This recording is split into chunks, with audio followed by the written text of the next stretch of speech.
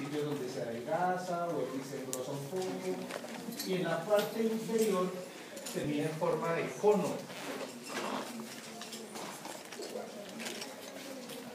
Para que ustedes se hagan una idea más realista de la médula espinal, el grosor de esto es de aproximadamente su dedo meñique. ¿Ok? Entonces estamos pintando la cosa, obviamente con otra escala para poder explicar. ¿Okay? Cuando uno observa la médula espinal a lo largo, en la línea media hay un surco.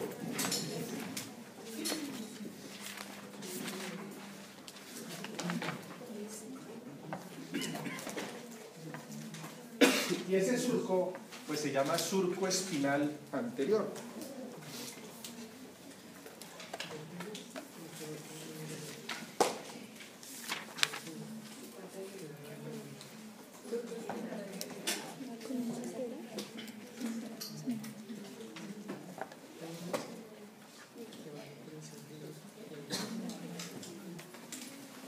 Y ese surco que se ve por delante a todo lo largo de la médula espinal aloja a una arteria.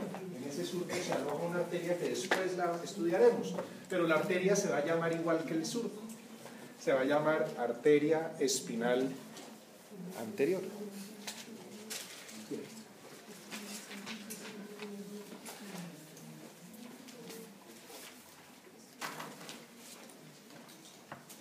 Lo otro que vamos a observar en una médula espinal es que de esa estructura aproximadamente cilíndrica se observa la salida de filamentos nerviosos que se llaman raíces.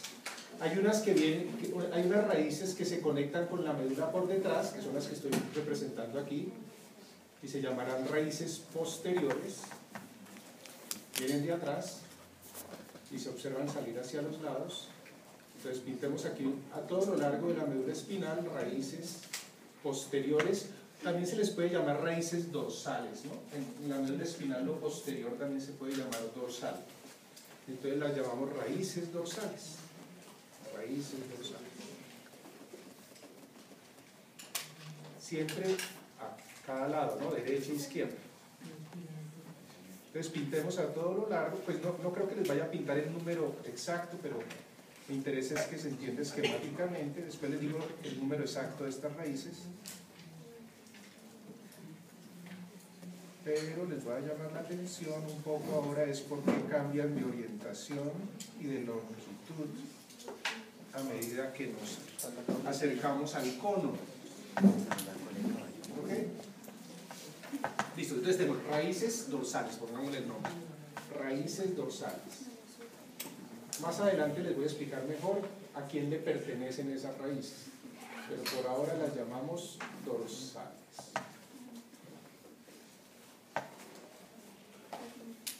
Y de la misma manera vamos a tener otras raíces nerviosas, pero que salen aquí por delante, ¿ok? También hacia los lados, o sea, pero salen por delante.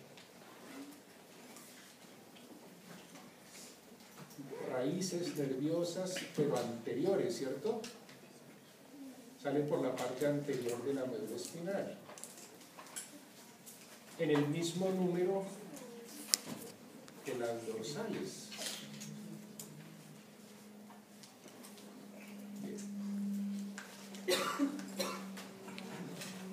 Entonces, por la parte anterior de la médula espinal, al lado y lado, van saliendo también raíces, pero como están saliendo por delante, las llamo raíces ventrales. Ventral es lo mismo que anterior, ¿verdad? Entonces vamos a llamar a esas raíces ventrales.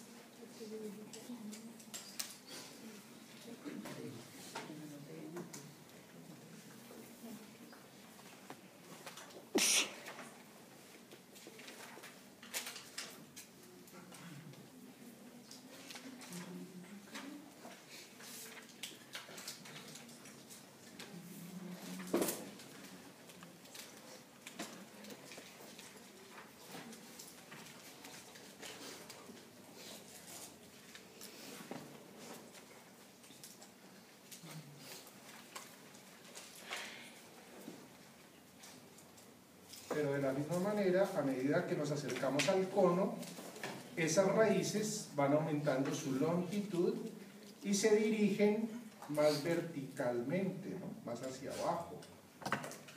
Y ahora explicamos por qué eso.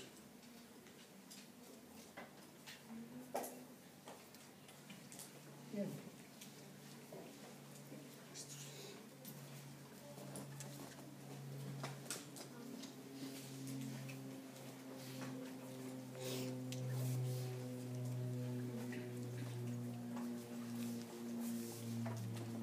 Entonces uno puede decir, dentro de la columna tengo la médula espinal y sus raíces. ¿Ok? Todo eso está dentro de la columna vertebral.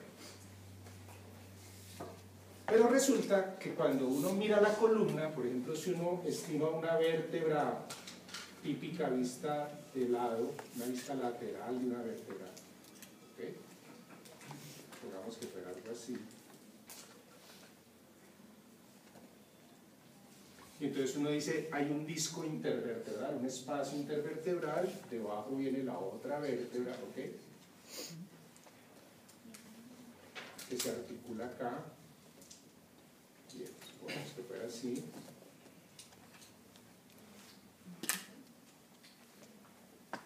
Entonces, podemos ver que entre una vértebra y otra pueden ayudar a construir como un orificio, ¿cierto? Un agujero. Y por esos agujeros salen... ¿Ya vieron eso?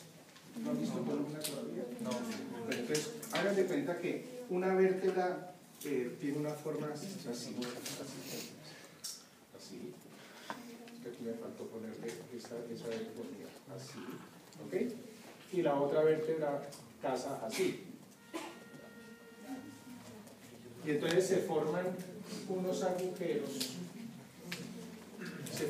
agujeros por la unión de dos vértebras. Cuando uno articula dos vértebras se genera esto, ¿ok? Y eso se llaman agujeros de conjugación, porque uno tiene que conjugar dos vértebras para armar el agujero. O de conjunción, o sea, junta dos vértebras para poderlo armar. Y lo que uno ve salir por esos agujeros se llama un nervio raquídeo. ¿Okay? O sea, uno ve salir de eso un nervio sale por ahí. Vamos a apuntarlo. Entonces, por esos agujeros salen nervios que se llaman nervios raquídeos. Un nervio se forma por la unión de las dos raíces.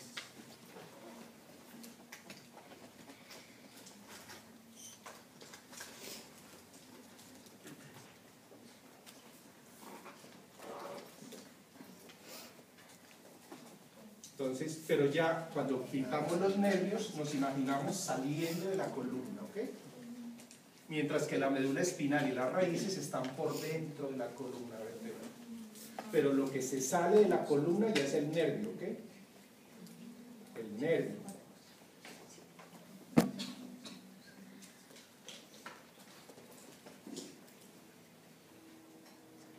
Bien. Pintemos nervios.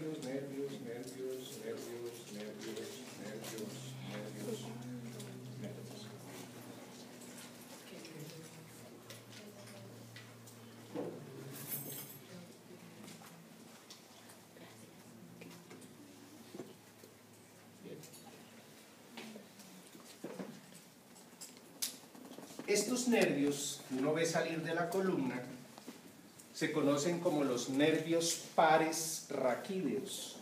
Pares porque van saliendo siempre de a dos. Nervios pares raquídeos.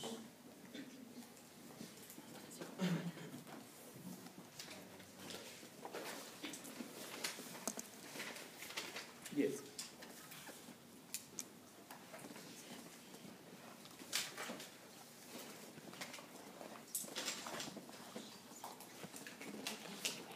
Para distinguir estos nervios, para poderlos nombrar, vamos a utilizar letras y números. Pero también vamos a asumir que por cada par de nervios, a cada par de nervios le corresponde un segmento de la médula espinal, ¿ok? O sea, al segundo par de nervios le corresponde otro segmento, al siguiente par de nervios le corresponde otro segmento. Entonces, por cada par de nervios que se originen, hay un segmento de la médula espinal y se llaman segmentos medulares. Esto no es que la médula esté segmentada anatómicamente, sino que conceptualmente uno la considera segmentada de acuerdo a los nervios que se originen. ¿Ok? Entonces hablamos de segmentos. Segmentos medulares. También pueden decirles segmentos espinales.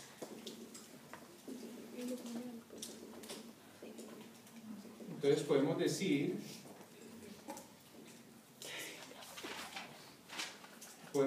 que hay tantos segmentos como pares de nervios.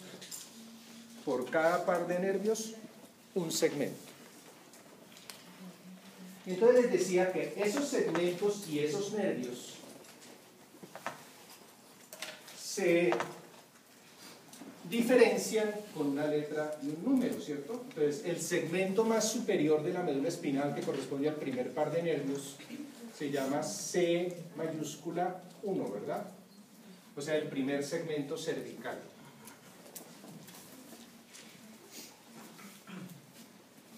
Entonces, todo se llama C1. Segmento C1, raíz ventral C1, raíz dorsal C1, nervio raquídeo C1. ¿Ok? Y vamos progresando de arriba hacia abajo, C2, C3, C4, C5, hasta completar 8 segmentos cervicales, es decir, 8 pares de nervios, ¿cierto? 8 pares de nervios cervicales.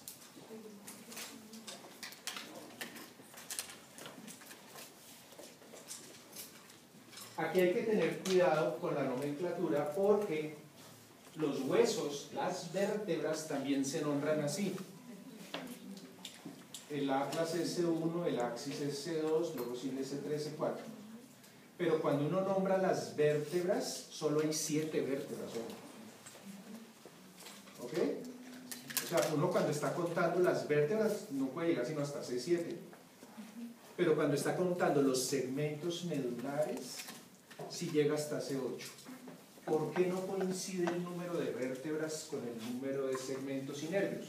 Porque el primer par cervical sale entre el occipital y el atlas. Entonces eso hace que haya un número adicional, uno más, ¿listos? Un segmento adicional en la médula espinal. Entonces hay más segmentos que vértebras, ¿ok? Hay 8 segmentos cervicales en la médula espinal, pero solo hay 7 vértebras cervicales. Y eso nos obliga a ser claros cuando uno dice, tengo un paciente con una lesión en C6. Usted tiene que aclarar si está hablando de la vértebra, si fue que se fracturó una vértebra, o si está hablando de un daño del segmento medular. Porque uno puede tener daños en el hueso sin que se alcance a dañar la médula espinal. A veces sí las dos cosas, ¿no? Se dañan tanto las vértebras como la médula espinal que va por dentro. Pero uno no, cuando uno dice simplemente lesión C6, uno tiene que decir, una resonancia que dice lesión C6, un TAC que dice lesión C6, entonces uno dice, ¿de qué me estarán hablando? ¿Me estarán hablando de la vértebra o me estarán hablando del segmento medular? ¿Ok?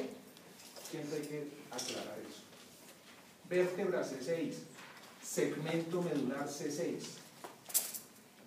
Bien, ¿hasta ahí vamos, Carlos? Bien. Una vez terminamos de contar esos 8 segmentos y nervios cervicales, el que sigue ya es la letra T, ¿verdad? T1, T2, y así sucesivamente hasta completar T12. 12 segmentos torácicos, no T de torácico. 12 segmentos torácicos.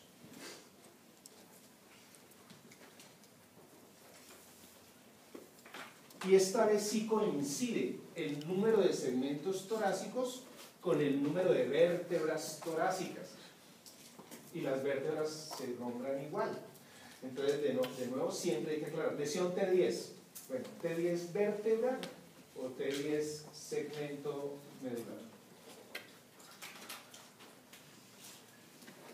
Enseguida seguirían los segmentos con la letra L, ¿no? L1, L2, L3, L4, hasta completar 5.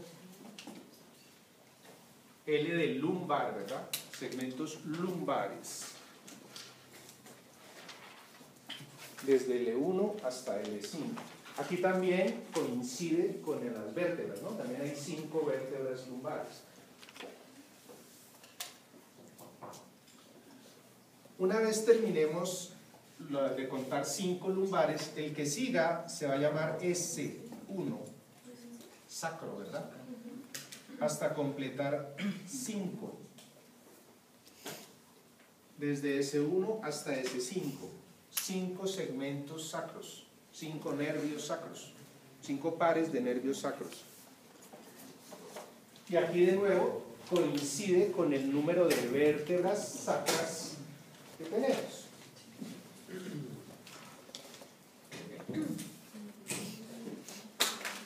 Una vez contabilizamos el último segmento sacro, todavía falta uno.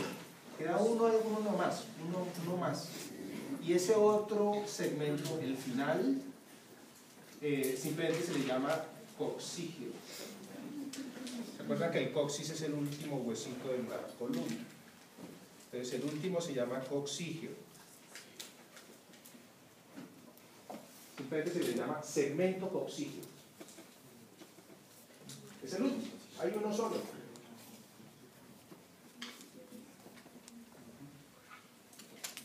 De manera que podemos decir, la médula espinal tiene 31 segmentos, que es lo mismo que decir, de la médula espinal se originan 31 pares de nervios raquídeos.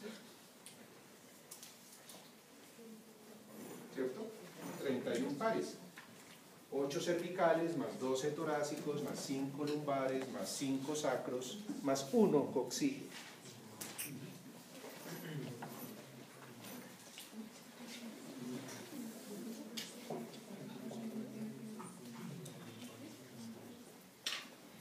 En términos muy aproximados,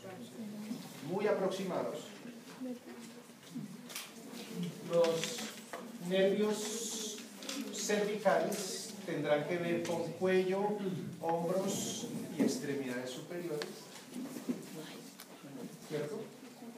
Los segmentos torácicos tendrán que ver con toda la pared del tórax, abdomen y dorso, segmentos torácicos.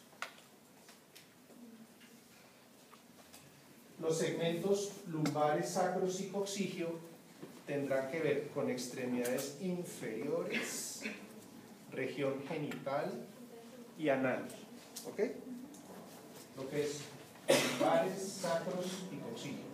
Extremidades inferiores, región genital y región anal. Entonces fíjense que la médula espinal se distribuye ordenadamente para regiones del cuerpo, del cuello hacia abajo. Todos estos nervios tendrán que ver con el cuerpo del cuello hacia abajo. Habrá estos nervios no serán los protagonistas para la cara, ¿ok? De la médula espinal no salen nervios para la cara, sino para el cuello hacia abajo. Bien, la cara es otro asunto, no tiene que ver con la médula espinal, sino con el tronco encefálico. Pero por hoy, como es médula espinal, pensemos el cuerpo humano del cuello hacia abajo, sintiendo y moviendo, ¿ok? Porque la médula espinal tiene que ver con eso, poder sentir el cuerpo del cuello hacia abajo y poder mover el cuerpo del cuello hacia abajo. Bien.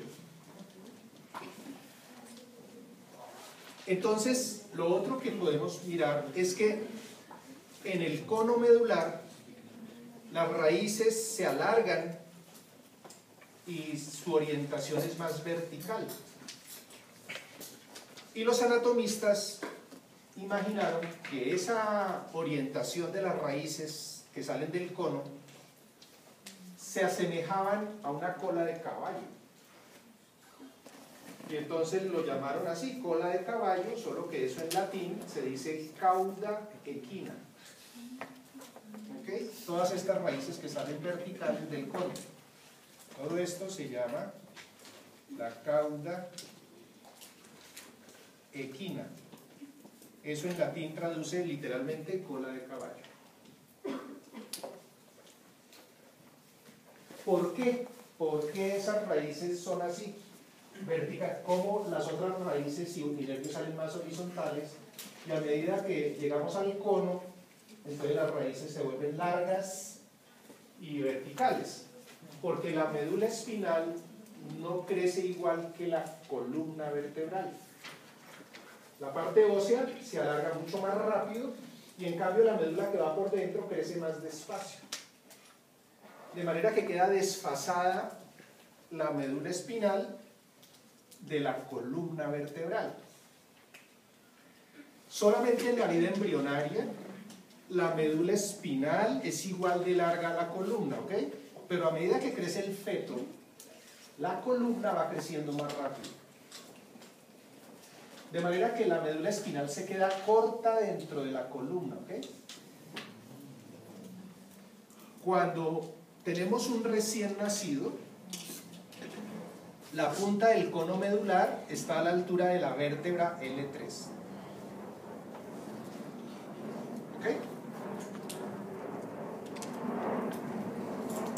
Pero como también seguimos creciendo muy rápido después de nacer y la columna también sigue creciendo más rápido que el sistema, que la médula espinal, entonces cuando llegamos a adultos, ¿cierto? Esto es recién nacido, y en el adulto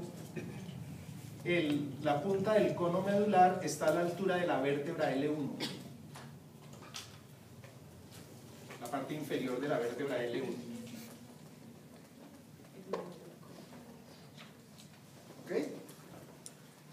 Entonces uno va viendo sus vértebras y cuando llegue a la primera lumbar dice, hasta ahí tengo médula espinal. De ahí para abajo, lo que tengo por dentro de la médula espinal son las raíces de la cola de caballo. ¿Ok?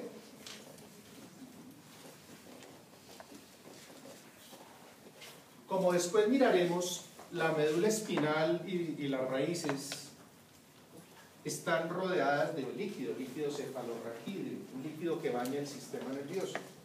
Y a veces hay que tomar muestras de ese líquido cuando uno sospecha infecciones, también a veces cuando sospecha algunos tipos de cáncer. Hay que examinar ese líquido como cuando uno le examina la sangre. Entonces, para obtener una muestra de ese líquido se hace una punción lumbar. Se mete una aguja entre dos vértebras. ¿Ok? Obviamente, esa punción se hace entre vértebras en donde no haya médula espinal. ¿Ok? O sea que si uno le va a hacer una punción lumbar a un recién nacido, se la tiene que hacer entre la vértebra L4, L5 o entre las vértebras L5, S1, o sea, donde uno sabe que no hay médula espinal. Y si le va a hacer la punción lumbar a un adulto, pues se la hace por debajo de L1, entre L2, L3, L3, L4, L4, L5. ¿Ok? Porque uno sabe que a esas alturas ya no hay médula espinal y solo hay cola de caballo. ¿Ok? Bien.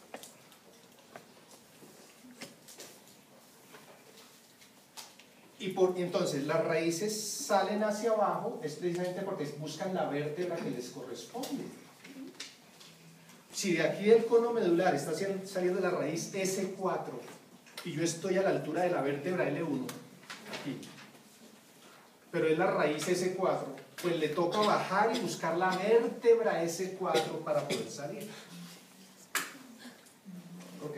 Pero como están desfasados en altura, por eso a esas últimas raíces les toca bajar y buscar la vértebra que les toca para poder salir de la columna.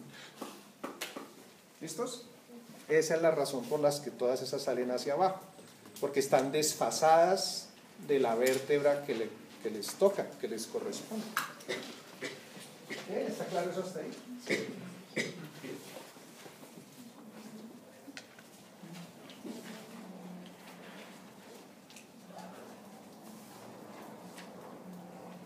Si nosotros rotáramos, esto es una vista anterior, ¿cierto? Hemos representado una vista anterior de la médula espinal. Si nosotros rotáramos 180 grados, pues tendríamos una vista posterior. Y simplemente les voy a llamar la atención de una sola cosa que se ve por detrás. Si aquí representáramos la médula espinal vista por detrás, la hemos rotado 180 grados.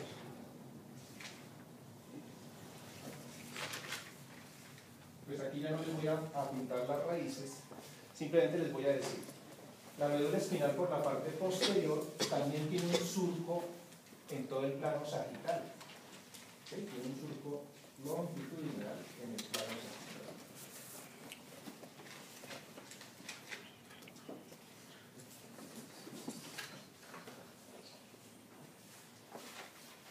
Y el nombre pues es lógico, surco espinal posterior.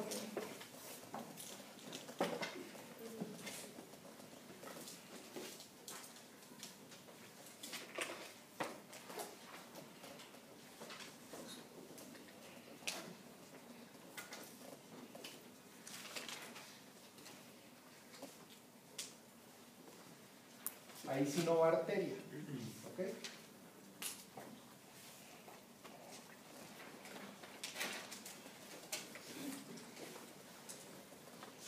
Pero lo que llama la atención al ver la médula espinal por detrás es que a cada lado de ese surco lateral posterior hay otro surco intermedio, pero aquí es donde quiero que presten atención. Ese surco intermedio no va a todo lo largo de la médula espinal, ¿sí? Hay un surco intermedio, entonces se llama surco intermedio posterior. Surco intermedio posterior a cada lado.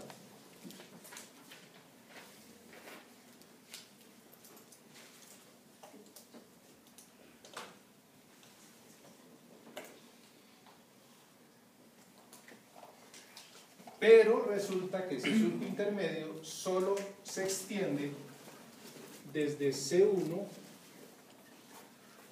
hasta T6, desde el segmento T1 hasta el segmento T6. Por debajo de T6 ya no vemos ese surco, ¿ok?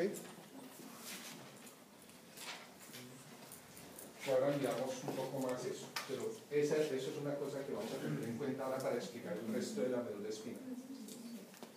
El surco intermedio solo se extiende entre los segmentos C1 y T6.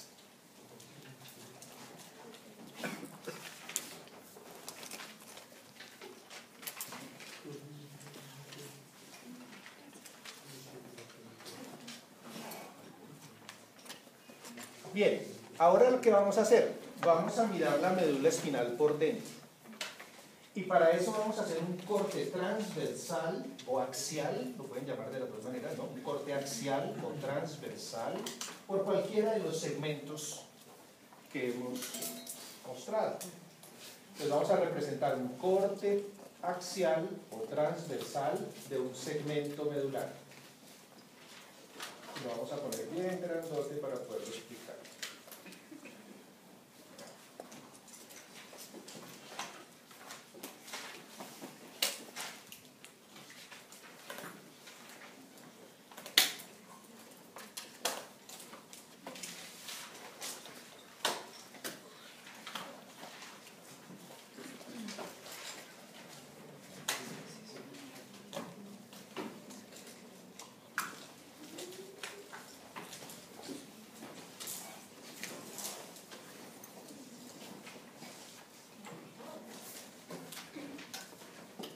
Cuando se hacen cortes macroscópicos, es decir, a simple vista del sistema nervioso,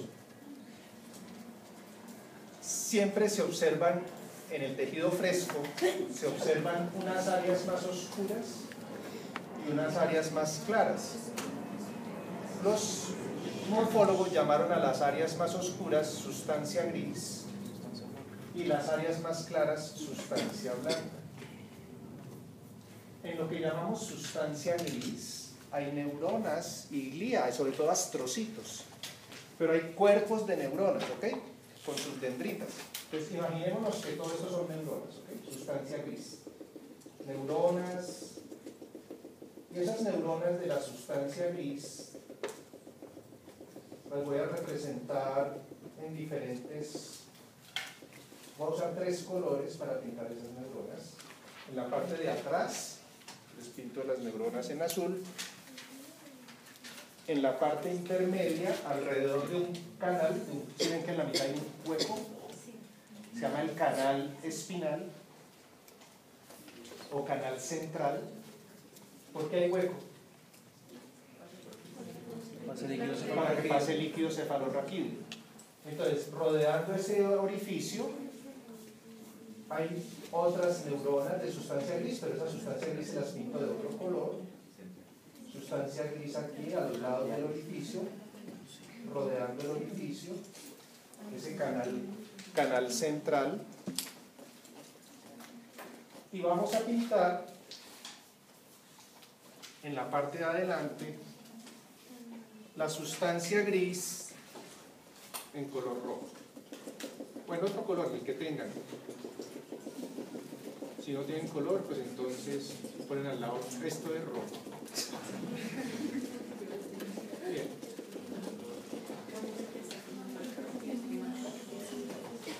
Sustancia gris.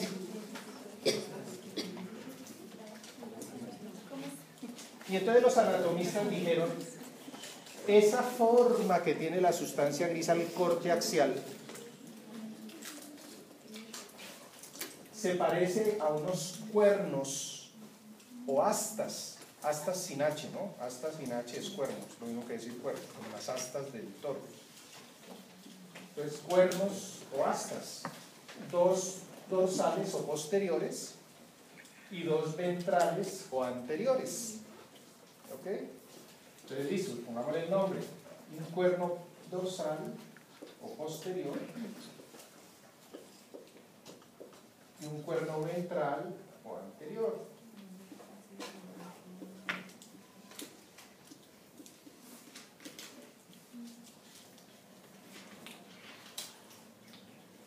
Al otro lado igual, obviamente. Ya les voy a explicar por qué usé distintos colores. ¿Okay? Como este es un segmento, no importa cuál, C1, C7, T10, el que sea, por cada segmento de la médula espinal tenemos un par de ganglios nerviosos por fuera de la médula espinal. Eso no se los mostré ahí, pero ahora sí se los muestro. A cada lado tenemos un ganglio nervioso. ¿Qué es un ganglio? Una colección de neuronas en la periferia, ¿ok? Por fuera. Ojo, porque hay otras cosas anatómicas que se llaman ganglios y que no son nerviosos, ¿ok? Tenemos ganglios linfáticos. Nada que ver, ¿ok? Entonces, ¿qué es un ganglio nervioso? Es una colección de neuronas, pero en la periferia, no por dentro, sino por fuera, ¿ok? O sea, si están por fuera no se llama sustancia gris, se llama ganglio. Y si están en la periferia, ¿de qué parte del embrión se originaron? Si es parte del sistema nervioso periférico, de las crestas neurales. ¿Okay? Pues neuronas afuera, y esos ganglios se llaman ganglios de la raíz dorsal.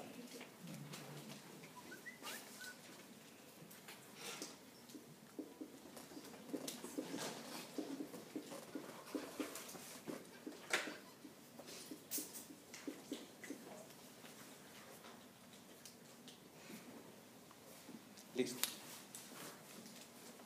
Entonces, podemos decir lo siguiente: hay un par de ganglios de la raíz dorsal, un par de ganglios para cada segmento de la médula espinal. Para cada segmento, un par de ganglios. ¿Okay? Pero pregunta, lo que va por la médula son solo axones. Bueno, pues entonces espérate. Aquí tenemos los cuerpos de neuronas afuera y sustancia gris, cuerpos de neuronas adentro con sus dendritas. Lo que tenemos por fuera de la sustancia gris es la sustancia blanca. Y esa sustancia blanca son axones. Axones que van subiendo por la médula espinal o que van bajando, ¿ok? Por toda la médula también hay neuronas. Pero en la sustancia gris. Digamos, te voy a poner un ejemplo. Si tú tienes una neurona aquí en la médula espinal, eso está en la sustancia gris.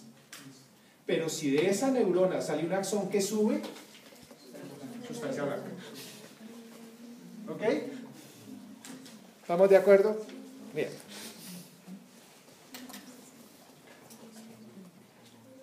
Entonces, la sustancia, bueno, vamos a quitar primero las conexiones de la sustancia gris y los ganglios.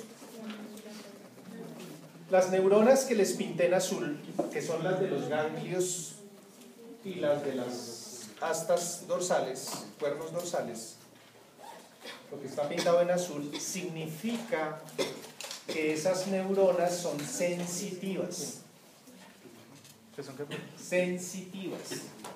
Son neuronas que solo nos sirven para señales de la sensibilidad. ¿Cuáles? Las que pintamos en azul, que son las de los ganglios y las de las astas posteriores o dorsales. Son neuronas sensitivas.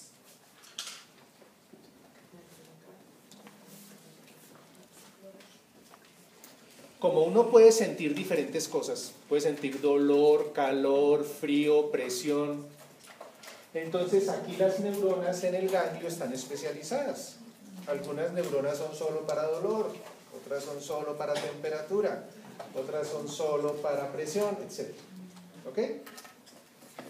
Y de la misma manera, las neuronas del asta dorsal, del cuerno dorsal, también están especializadas. Unas son solo para dolor, otras solo para calor, frío, presión. ¿Ok? ¿Estamos de acuerdo hasta ahí? Lo otro que tenemos que aclarar aquí es que las neuronas de los ganglios no tienen dendritas, tienen otra forma.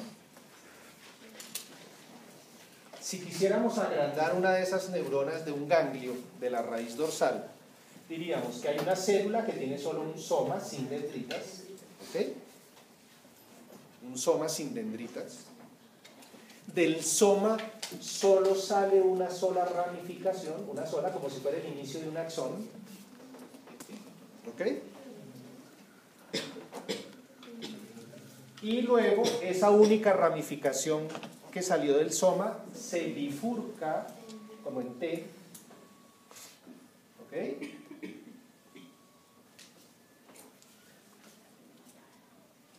Se bifurca, ya ves, bueno, en una dirección y en otra. Ahora quiero trasladarles eso acá. Imagínense que yo voy a agrandar aquí un poquito el soma de una de esas neuronas del ganglio. De ese soma saco una sola ramificación inicial que se divide. Una de las divisiones se va hacia la médula espinal y la otra división se aleja a la periferia. Todo esto es una sola célula. Es una sola neurona, ¿ok?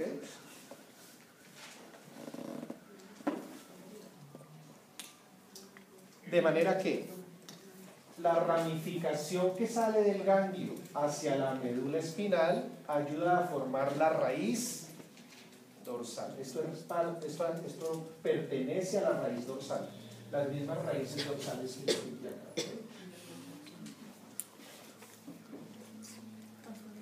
Las ramificaciones que salen del ganglio hacia la médula espinal corresponden a la raíz dorsal. Entonces, pongámosle nombre, raíz dorsal.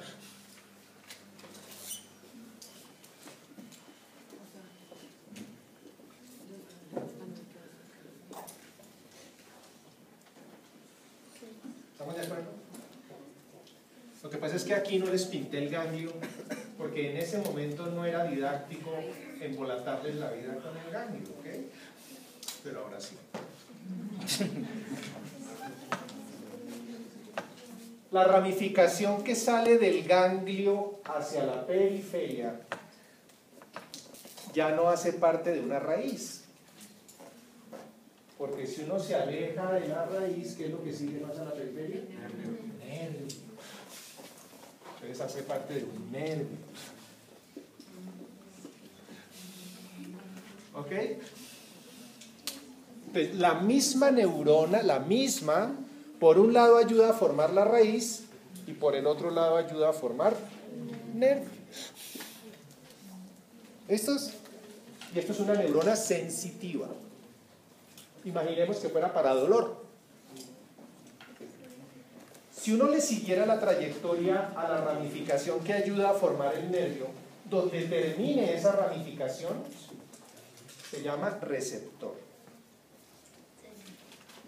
En el extremo distal, donde termina esa célula, su extremo distal se llama receptor. Por ejemplo, podría ser un receptor de dolor.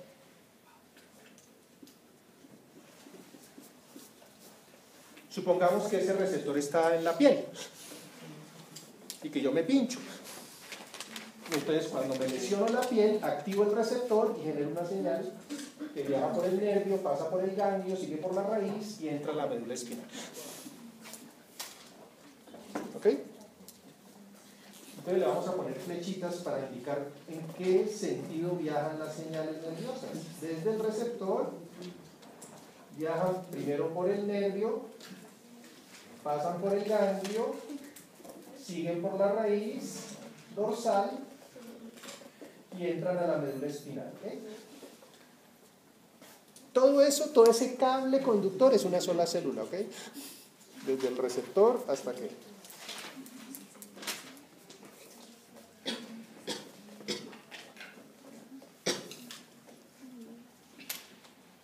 ¿Estamos claros hasta ahí? Pero obviamente debe haber una correspondencia de la especialización de la célula. Si esta es una neurona de dolor, tendrá que hacer sinapsis en el asta posterior con una neurona también especializada en dolor. Si esta fuera depresión, pues tendría que hacer sinapsis con una depresión, etc. Debe haber una correspondencia. Bien.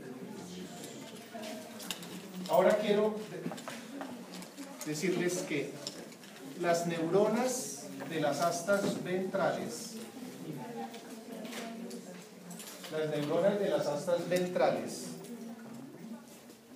ya no sirven para sentir, son neuronas para el movimiento, son neuronas motoras. Las de las astas ventrales, las que pinté en rojo, son neuronas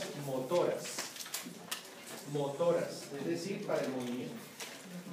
Cuando uno dice que una neurona es motora, es porque termina afectando un músculo. ¿Ok? Se va a conectar con un músculo. Entonces, voy a agrandarles una de estas neuronas dentro de la sustancia gris y tienen dendritas, ¿sí? Las que no tienen dendritas son solamente las del ganglio. Pero aquí por dentro todas tienen dendritas, ¿ok? Bien, entonces voy a agrandarles una neurona de la asta ventral, no le pinto las dendritas, ¿ok? Pero sí las tiene. Les voy a pintar únicamente el axón de una de esas neuronas del asta ventral. El axón.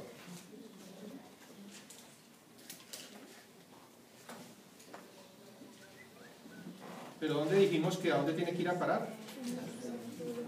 Debe conectarse con un músculo. Entonces, digamos que aquí hay un músculo. Y nos conectamos con un músculo. ¿Ok?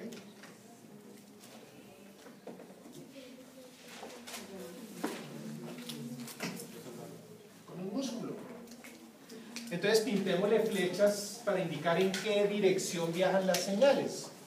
Obviamente, desde la médula espinal hacia la periferia, ¿cierto? Para poder hacer... Esos dos ganglios, el ganglio con ese nervio nunca se tocan. Digamos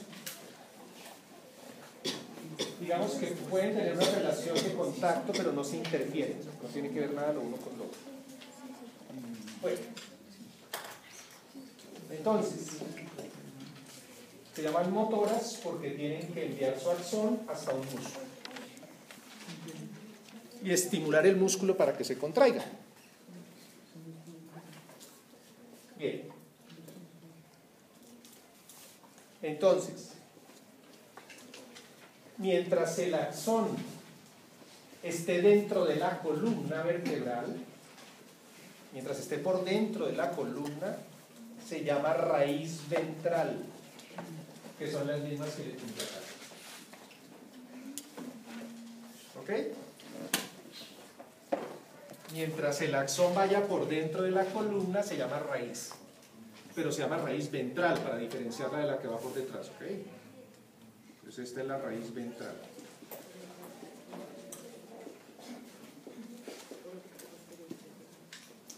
Y cuando ese axón se salga de la columna, hará parte de un nervio.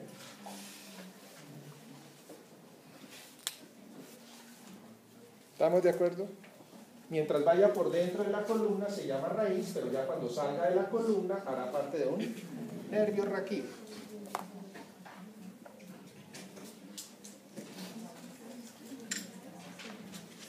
Entonces ustedes pueden tener pacientes con lesiones dentro de la columna que afectan la raíz dorsal solamente y entonces tendrán problemas sensitivos, o pacientes que tienen daños dentro de la columna que les afectan la raíz ventral y tendrán solo problemas de fuerza, problemas motores. Pero cuando a uno se le daña un nervio, se le dañan las dos cosas. Se le daña la sensibilidad y la fuerza. ¿Ok? Pierde tanto sensibilidad como fuerza si llega a ser un nervio, porque el nervio tiene las dos cosas. Tiene la parte sensitiva y la parte motora.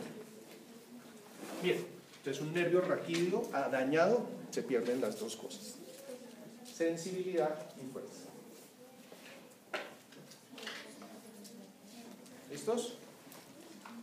Bien. Nos falta hablar de la sustancia gris que pinta en verde.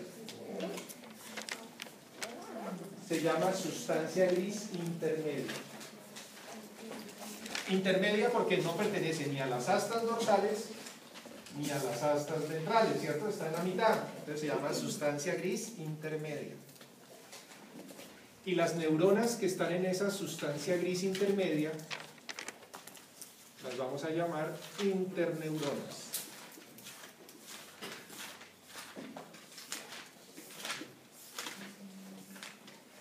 Interneuronas, las que están en la sustancia gris intermedia.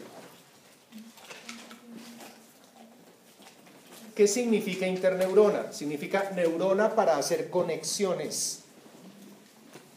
Es decir, estas neuronitas, sus axones no se salen.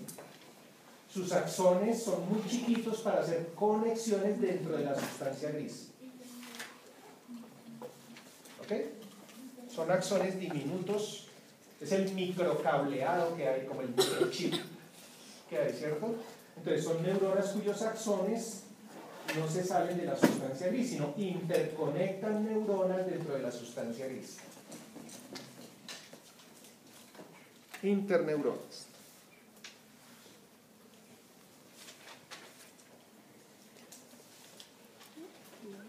Bien. ¿Qué hacen esas interneuronas? Pueden servir de interconectores entre neuronas sensitivas y neuronas motoras. Por ejemplo, una neurona sensitiva de atrás se conecta con una interneurona, la interneurona se conecta con la motora y la motora da una respuesta. O puedo conectar neuronas del lado izquierdo con neuronas del lado derecho, o neuronas del lado derecho con neuronas del lado izquierdo. O sea, puedo conectar diferentes regiones de la sustancia gris. Atrás, adelante, derecha, izquierda, izquierda, derecha. Entonces, Supongan ustedes que una persona de manera distraída se apoya con una mano sobre una superficie. Hola Kelly, ¿cómo estás? ¿Qué grupo es? B, ¿De segundo? B, de segundo. De segundo. Ok. Entonces, supongamos que una persona se apoya distraídamente con su mano sobre una superficie que está hirviendo. ¿Ok? La persona va a tener una reacción refleja de contraer un músculo para alejar su mano de esa superficie. ¿Ok? Después de que ocurra eso, sufre, grita, llora, se lamenta, maldice. ¿Ok? Pero antes de que lo pueda pensar, ya la mano tiene que estar moviéndose, alejándose del estímulo que lo está dañando. Pues cuando la persona apoya la mano, inmediatamente activa un receptor de dolor que envía la señal a la médula espinal. Si es la mano, pues eso entrará por un segmento cervical. ¿Okay? Llega al asta posterior esa información, de ahí pasa a las interneuronas, de las interneuronas pasa a neuronas motoras e inmediatamente se manda una señal para contraer un músculo flexor del codo. ¿Ok? Que es el responsable pues, de que yo me defienda de esa lesión. Entonces, hay movimientos que puede organizar la médula espinal sin necesidad del resto del sistema nervioso. Esto puede suceder sin cerebro. La sola médula espinal lo puede hacer. Pero esos movimientos se llaman reflejos, ¿verdad? Entonces, la médula espinal organiza reflejos. Todo reflejo tiene un estímulo sensitivo y una respuesta motora.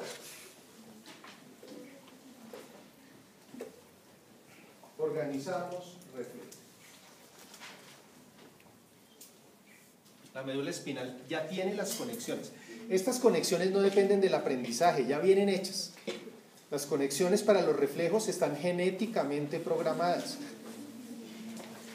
Pero uno ya nace con ese cableado. Se le está programado para un específico tipo de estímulo. Sí, señor. Y a veces también como respuesta a estímulos táctiles. Por ejemplo, o sea, todos los movimientos que hace un feto con su cuerpo son reflejos. Se los organiza la médula espinal. Igual los movimientos de un recién nacido. Del cuello hacia abajo, eso depende de la médula espinal y todo eso es reflejo. Y por ejemplo, si tú le rascas suavemente la planta del pie a un recién nacido, inmediatamente contrae músculos. Es un reflejo. Flexiona la cadera y la rodilla. ¿Ok? Bien.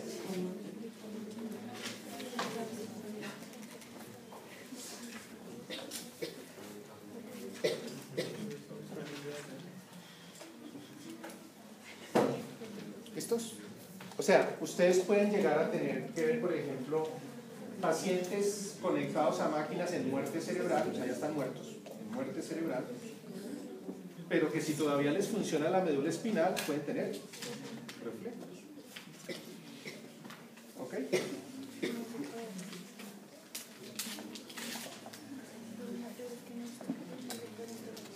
Vamos, hasta ahí está clara la cosa. Ahora miremos la sustancia blanca al corte.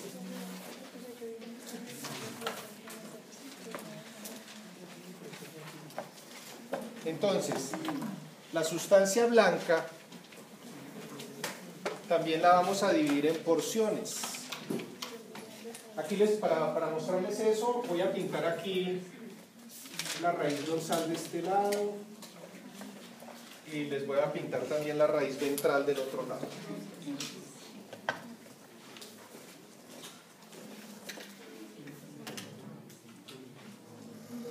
Bien. Entonces, entre el surco medial posterior y la entrada de la raíz dorsal, toda esta región es una porción de sustancia blanca. Y esas porciones en la médula espinal se llaman funículos. Pero como están atrás, funículos posteriores o dorsales.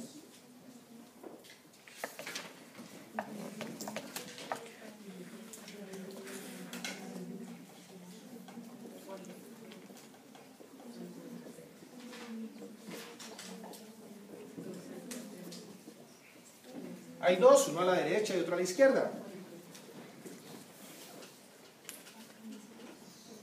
Y así lo van a encontrar en la nomenclatura. Ustedes saben que la nomenclatura internacional de la anatomía es en latín. ¿Okay? O sea que si alguien publica en Rusia o en la India o en China, tiene que hacerlo en latín. ¿Okay? Todos los artículos en inglés que ustedes lean les van a traer la anatomía en latín. ¿Listo? Pero digamos, en el pregrado no se exige eso. Primero porque en el medio, en los hospitales, cuando uno informa lesiones y cosas, usa la anatomía en castellano, ¿cierto? Pero para los posgrados se las van a exigir en latín. ¿Okay? No es difícil. Yo siempre se las pongo también en latín de una vez para que vayan a saber. ¿Okay? Funículo en latín se traduce cordón.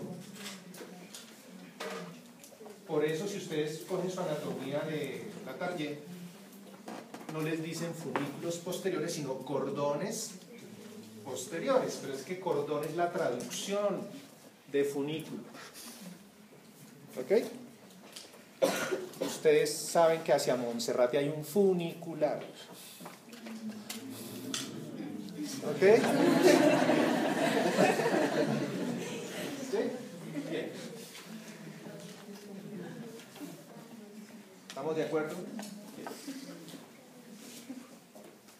La porción de sustancia blanca que está entre el surco espinal anterior y la raíz ventral, pues se llaman funículos anteriores o ventrales.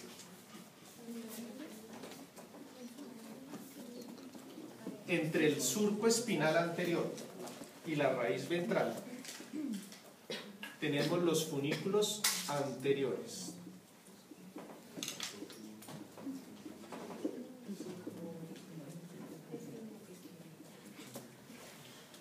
En Latarjet lo encontrarán como cordones anteriores. ¿Cierto?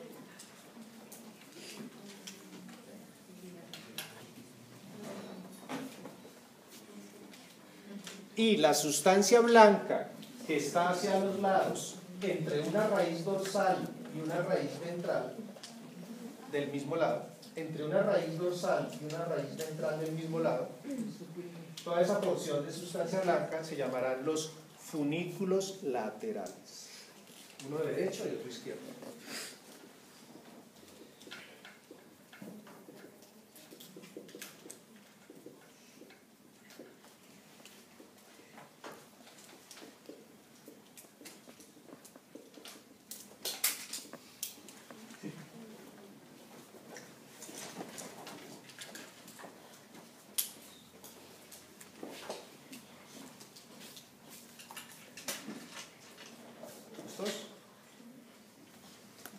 ¿Estamos de acuerdo? Entonces, si yo les dije que este dibujo era la médula espinal y está desde atrás, ¿qué funículos estoy viendo? Los posteriores. ¿Y qué ocurre en los funículos posteriores? Que hay un surco intermedio, pero que solo existe entre C1 y T6. Por la presencia de ese surco intermedio, los funículos posteriores están divididos de T6 hacia arriba, pero no están divididos de T6 hacia abajo. ¿Listos? ¿Vamos bien? Primero les voy a mostrar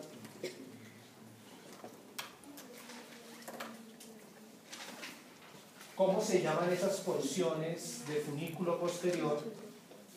¿Ok? Entonces ustedes tienen el surco intermedio, ¿verdad?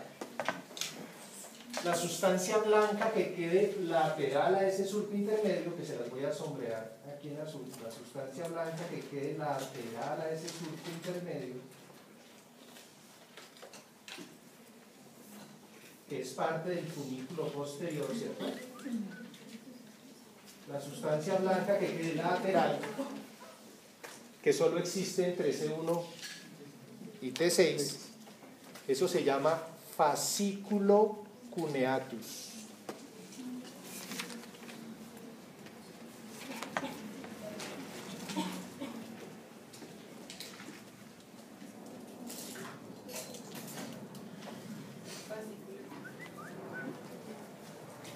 cuneatus.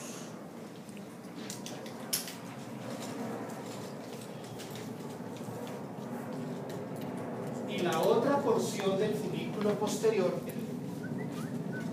la más medial,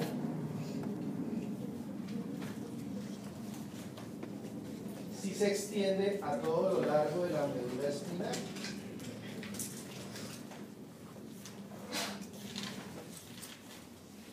La otra porción del funículo posterior sí va a todo lo largo de la médula espinal.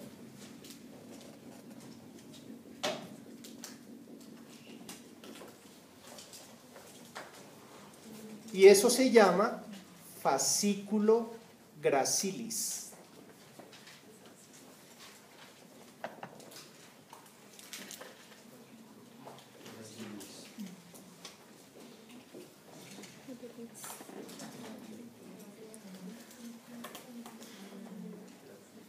Gracilis. Como yo sé que ustedes también van a mirar sus anatomías en español, entonces les traducen del latín. Entonces les dicen fascículo en cuña. Cuña es algo que tiene forma triangular, ¿verdad? Fascículo en cuña, cuneatus, o fascículo delgado. La traducción del latín de gracilis es delgado. Entonces, si ustedes encuentran en sus libros de anatomía fascículo delgado, pues es el mismo gracilis. Fascículo en cuña es el mismo cuneatus. ¿Ok? Entonces, lo que quiere decir es esto. Si yo hago un corte transversal de la médula espinal y veo que el funículo posterior está dividido, tiene un surco acá, está dividido, o sea, gracilis cuneatus, quiere decir que ese corte se hizo por encima de T6. Pero si a ustedes les muestran un corte transversal de la médula espinal y solo hay gracilis, no hay cuneatus, o sea, esto no está dividido, solo hay gracilis, quiere decir que ese corte lo hicieron por debajo de T6. ¿Ok? ¿Estamos de acuerdo? Bien. ¿Sí?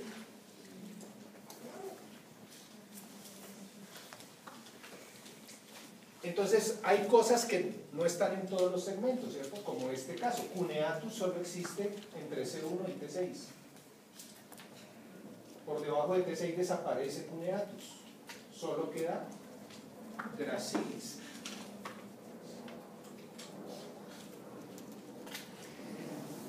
Hay otra cosa que no aparece en todos los segmentos de la médula espinal,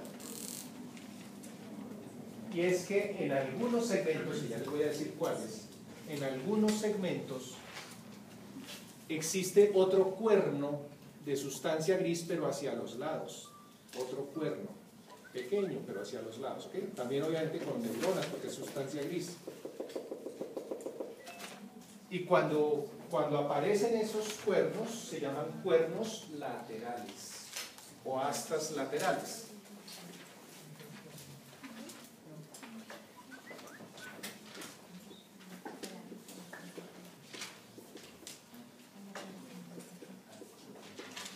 Cuernos laterales.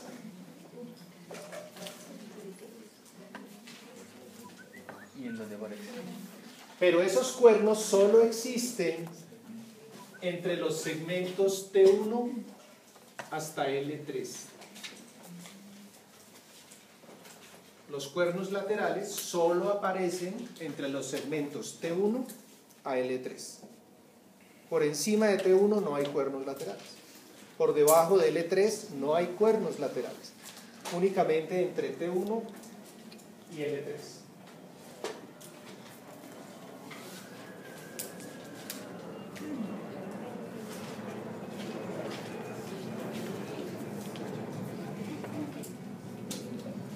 Esas neuronas de los cuernos laterales pertenecen a un sistema que ya estudiaremos más adelante, que se llama el sistema simpático. Neuronas del simpático son las que hay en esos cuernos laterales. Eso tiene que ver con el control de las vísceras, después miraremos eso. ¿Okay? Esas neuronas tendrán que terminar en vísceras, esa información, esas señales tendrán que terminar en el corazón, en los bronquios, en el estómago, en vísceras. Pero por ahora simplemente decimos que las neuronas de las astas laterales son del sistema nervioso simpático. Y eso solo existe entre T1 y L3.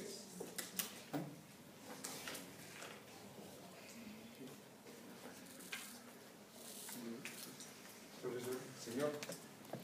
¿los cuernos laterales también son interneuronas? No, no son interneuronas, se llaman neuronas del simpático. Pero no son interneuronas porque sus axones sí se salen, ¿ok? Después miramos eso. Los axones de esas neuronas se salen con el asta ventral. Y se salen con los nervios. Pero su destino son vísceras, ¿ok? Tienen que llegar a vísceras. Eso lo vamos a mirar despacio en organización. Bien. Entonces, si yo tengo un corte transversal,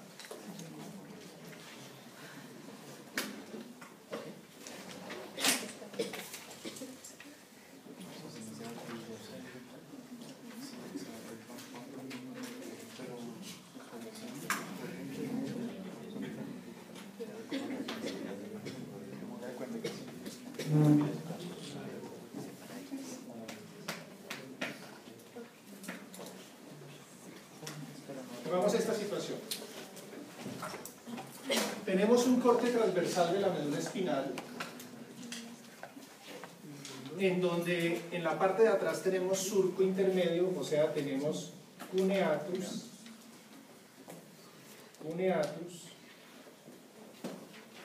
y tenemos gracilis,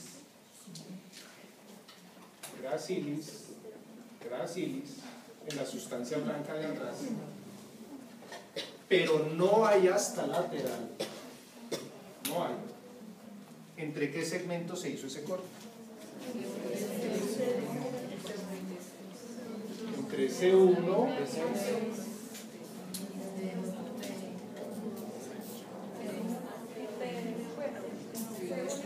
el problema es que no hay asta lateral, y asta lateral comienza a ver en T1.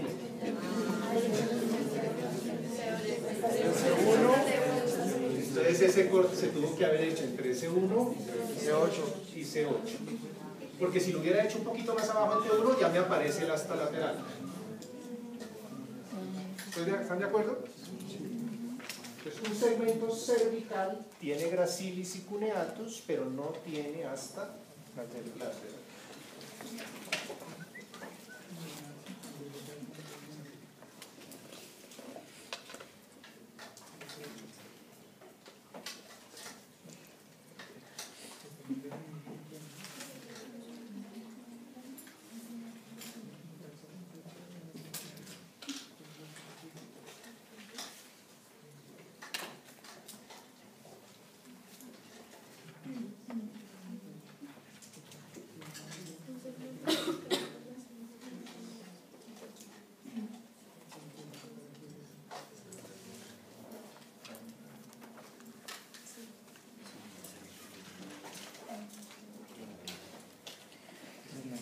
Tiene gracilis y cuneatus, pero no tiene estas laterales.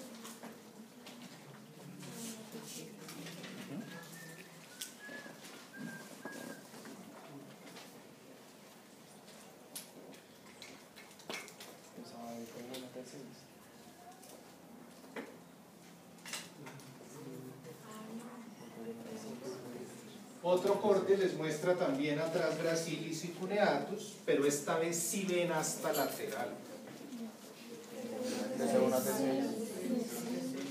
Entonces esto tiene que existir entre T1 hasta T6. Si hubiera hecho el corte por debajo de T6, sigue habiendo hasta lateral, pero desaparecería cuneatus. Gracilis. Perdón, desaparecería cuneatus y seguiría solo gracilis. ¿Estamos de acuerdo? Sí.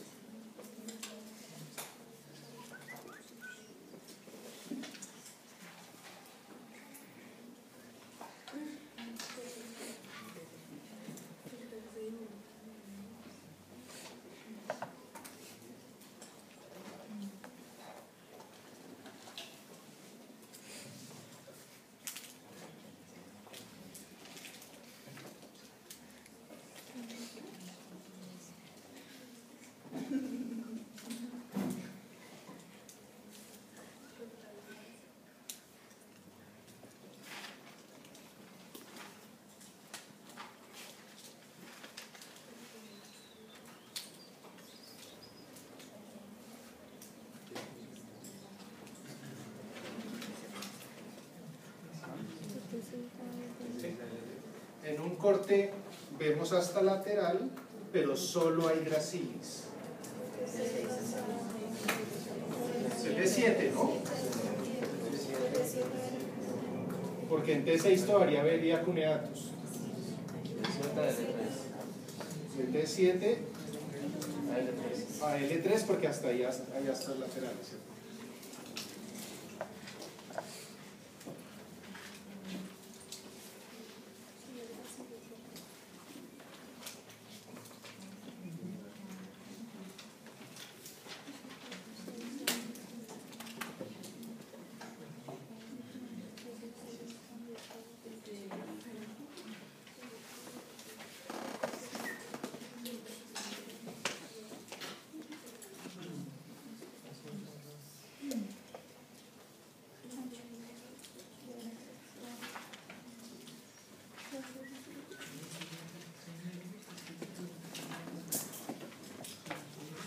No hay hasta lateral y atrás solo hay gracilis.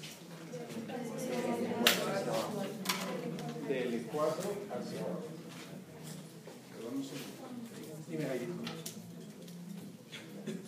En clase, sí. Dime.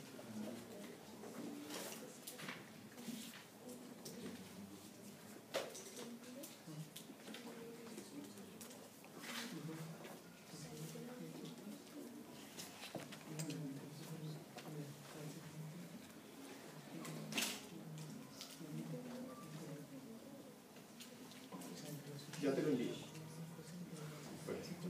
Bueno. Bien.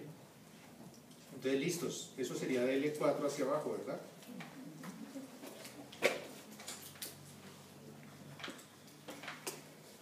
Solo hay gracilis y no aparece el hasta lateral.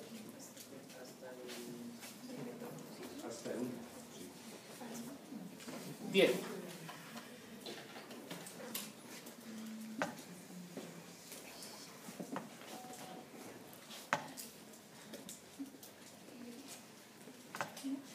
Entendible, ¿no?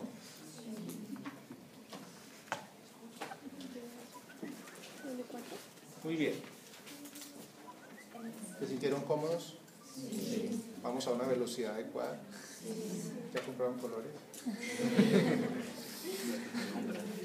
Voy a comprar colores. Disfrutar resaltadores. De hoy en 8 vamos a ver el tronco encefálico para que vayan mirándolo por ahí. ¿Okay? ¿Alguna pregunta, alguna duda? Entonces, hay que hacer dos cosas. Volver a mirar esto. ¿Ok? Cuando ustedes miren en el libro esto, ya les van a nombrar todas las vías que van con la sustancia blanca. Eso todavía no les debe afanar. ¿Okay? Profe, yo sí tengo una pregunta. La unión de esos del dorsal, el ventral de acá a este lado, forma el nervio, ¿cierto? ¿La unión de los dos o solamente esta de acá, la rojita? Aquí desde aquí, Desde el ganglio para abajo. del ganglio hacia afuera ya es nervio. Los dos. Los dos. Ah, ok, ya. Sí, es que eso tenía. Gracias. ¿También alguna pregunta?